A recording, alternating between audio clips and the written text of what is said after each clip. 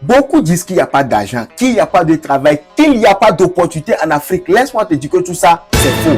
La seule question, l'unique que tu vas te poser est que est-ce que tu vas rester spectateur, regarder les autres s'enrichir, ou bien tu vas prendre ton destin en main pour que durant les 5 prochaines années, tu puisses devenir riche?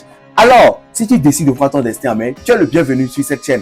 Moi, c'est Sagada. Ici, je te parle de business, idées concrètes que tu peux mettre en application juste après avoir regardé la vidéo. Tu sais, précisément, j'ai fait une vidéo où je te parlais du pourquoi tu vas te lancer dans le business de placement des agents de maison comme les nounous, les agents de sécurité, les cuisiniers, tout ça. Je t'ai parlé du pourquoi. Si tu n'as pas suivi la vidéo, va regarder la vidéo. Le pourquoi tu vas te lancer, j'ai déjà dit ça.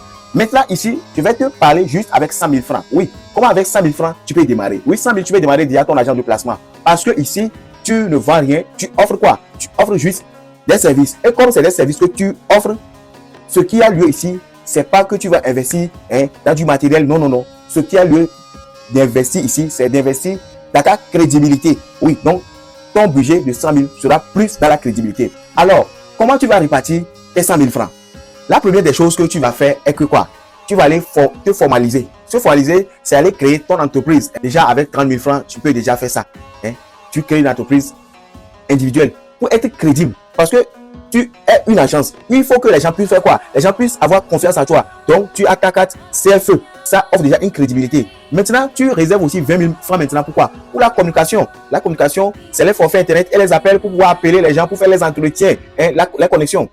Tu réserves aussi 25 000 francs pour les enquêtes et pour le transport. Il va falloir se déplacer pour aller vérifier le domicile des candidats. Donc, il faut prévoir un budget de 25 000 francs. Parce qu'il va falloir faire des enquêtes, tu vois, n'est-ce pas? Maintenant, il faut aussi réserver 15 000 francs pour faire quoi? Pour faire le marketing digital. Le marketing digital, c'est faire la publicité ciblée, quoi. C'est que c'est faire les Facebook ads, tu vois. Tu lances des campagnes publicitaires pour pouvoir faire quoi? Pour pouvoir trouver tes premiers clients. Maintenant, il faut aussi réserver 10 000 francs pour le support de formation. Tu vois, tu fais impression des guides d'hygiène, des savoirs bien-être. Il faut former tes recrues. Ceux que tu auras recrutés dans ton achat, il faut pouvoir les former. Et une formation, ça se fait avec quoi? Avec des fiches de formation. Donc, tu vas remarquer que mollo comme ça, tes 100 000 francs sont partis. Tu vois, n'est-ce pas? Tu vas voir que déjà, la grande partie est partie dans la crédibilité. En ce sens que tu prends 30% pour déjà faire la formalisation. Maintenant que tu as déjà dépensé tes 100 000 francs, comment ça va se passer? Tu te lances concrètement comment? Première étape, tu sais, il faut déjà constituer ton vivier. Constituer ton vivier que quoi? Première des choses à faire, il faut lancer quoi? Il faut lancer des offres d'emploi dans les groupes WhatsApp ou dans les groupes Facebook, tu vois. Tu cherches 5 personnes, peut-être 2 nounous, 2 cuisiniers et puis une personne de ménage, personne qui pourra faire le ménage. Donc, tu lances des campagnes. Je dis des campagnes. Tu lances des offres d'emploi. Après avoir lancé les offres d'emploi, tu cherches les profils qui sont les plus pertinents. Tu vois, parce que beaucoup vont se présenter, mais tu cherches ce qui est le plus pertinent. Et après avoir sélectionné ces 5-là, au début, tu recrutes juste 5. Parce que n'attends pas d'avoir des clients d'abord avant de venir chercher le personnel. Toi, tu vas avoir des personnes qui sont prêtes à travailler d'abord.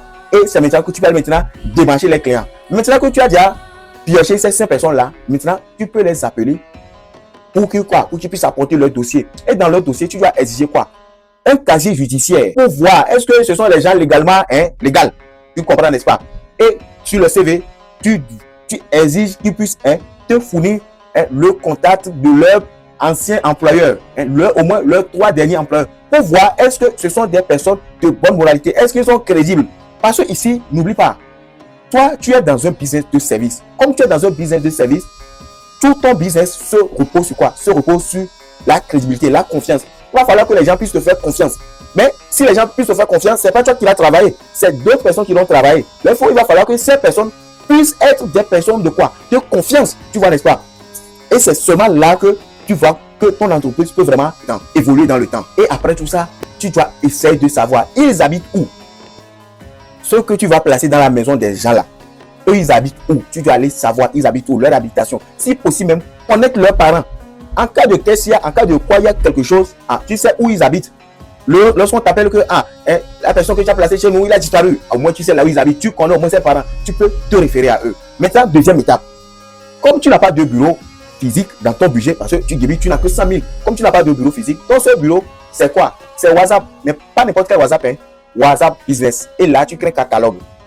Et tu présentes tes offres, tu vois, l'offre de nounous, offre de offre d'agent de sécurité, et avec les différentes modalités. Et Tu as Canva. Canva va t'aider à faire quoi? À faire de superbes affiches, de jolies affiches que tu mets qui puissent être attrayants. Donc, tu vois que tu as déjà un bureau. Du coup, quand quelqu'un rentre en contact avec toi, qu'est-ce que tu fais?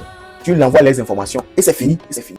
Troisième étape pour te lancer maintenant, il va falloir former tes recrues. Tu sais, toi-même, il faut créer tes normes à toi. Tes normes à toi, c'est d'aller juste sur YouTube pour voir, tu fais quelques recherches, comment on fait l'entretien. C'est vrai, les personnes savent bien faire l'entretien, comment on fait la cuisine, mais toi aussi, tu essaies maintenant de voir, de faire une petite évaluation et de voir maintenant une formation, bon, à la va-vite quoi, pour avoir quelques standards. Au cas où la personne ne maîtrisait pas certaines choses, tu leur montres certaines choses, les choses de politesse par exemple, comment se tenir, comment faire. Bon, ce sont des choses que les personnes connaissent déjà, mais tu fais encore un rappel que tu mets dans une fiche. Parce que je t'ai dit qu'il faut prévoir 10 000 pourquoi? Pour les fiches de formation. Donc, tu essaies d'organiser une petite formation, peut-être chez toi à la maison, ou bien bon, dans un lieu public où il n'y a pas le bruit, et puis c'est fini quoi. Donc, tu formes ton personnage. Maintenant, parlons du business model. Le business model ici, elle est rentable. Premièrement, tu sais pourquoi? Parce que tes recrues là, pour pouvoir les recruter, il faut exiger qu'ils puissent payer 5 000. Oui, c'est pas de la DAC. Non, c'est pas de la DAC. Mais pour tester leur sérieux, si vraiment ils veulent vraiment travailler, ils puissent payer 5 000. Oui, parce qu'il y a la formation. Il y a la formation. Tu vas faire les enquêtes, tout ça. Ah, mais il faut qu'ils puissent payer. Là, c'est pour tester leur sérieux. S'ils veulent vraiment travailler, tu peux faire quoi? Frais d'inscription, bien frais de dossier. À toi de voir qu'ils puissent payer les 5 000. Tu sais qu'ils sont vraiment motivés à travailler. Maintenant, dès qu'eux, ils ont déjà payé les 5 000, au moins tu as déjà de la trésorerie. Donc, 5 000 fois 5, tu as déjà 25 000 qui est déjà là pour toi. Maintenant, lorsqu'un client va te contacter que lui, il cherche quelqu'un pour peut-être faire la cuisine chez lui, dès qu'il y a un contrat qui vient comme ça, tu demandes au moins un compte de 10 000 francs. Et dans les 10 000 francs là que tu vas prendre, qu'est-ce que tu fais? Étant donné que tu avais déjà pris 5 000 chez le recrue que tu as recruté, comme il vient de débuter le boulot et il n'a rien, c'est que tu le rembourses ces 5 000 en quelque sorte pour du moins assurer quoi? Assurer le déplacement pour ces premiers jours quoi. En attendant quoi. Et maintenant, comme je te l'ai dit dans la vidéo précédente, il faut exiger les commissions de placement. À toi de voir si c'est 20%, 30%. Je t'en prie, il ne faut pas que ça soit 50%. D'accord? Maximum 30%. 20% même c'est déjà bon. Donc tu exiges les frais de placement. Donc tu vas voir que avec tout ça, toi aussi tu apprends ta part. Maintenant, qu'est-ce qu'il faut faire pour ne pas échouer ton business? La première des choses, comme je te l'ai dit, ici, tu ne vends rien. Tu offres juste ton service. Et ici, ce que tu vends, c'est la confiance. Donc, si c'est la confiance, assure-toi d'avoir fait l'enquête sur quoi? Sur tes recrues. Seconde chose, assure-toi que quoi? Ils sont bien formés. Maintenant, troisième chose aussi que tu dois faire que quoi? Tu dois faire le suivi. Le suivi est que quoi? Dès que la personne vient aujourd'hui débuter le travail, une journée après, bien 2 jours après, tu appelles le client. Comment il a vu le travail? Est-ce qu'il y a des améliorations?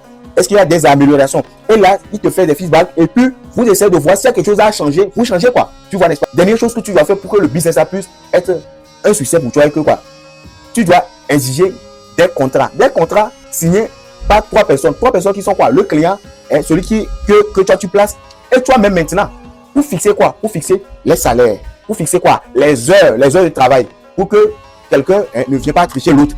Donc, à toi maintenant de voir comment tu vas gérer tout ça. Maintenant, comme tu es resté fidèle jusqu'ici, je te partage une astuce. Au début, je t'en prie, faut pas te disperser partout. Tu es tantôt dans un agent de cuisine, un cuisinier, tu es tantôt sécurité. Non, non, non. Au début, tu te concentres juste sur une seule niche. Une seule niche, c'est que quoi? Si tu es dans le placement des nounous, concentre-toi juste sur les nounous. Tu te spécialises dans les nounous seulement. C'est après avoir expérimenté, tu as peut-être 10, 20 nounous qui sont placés maintenant. Tu sais que avec au moins 20, tu as au moins 10 000 qui rentrent tous les mois. Ça te fait 200 000.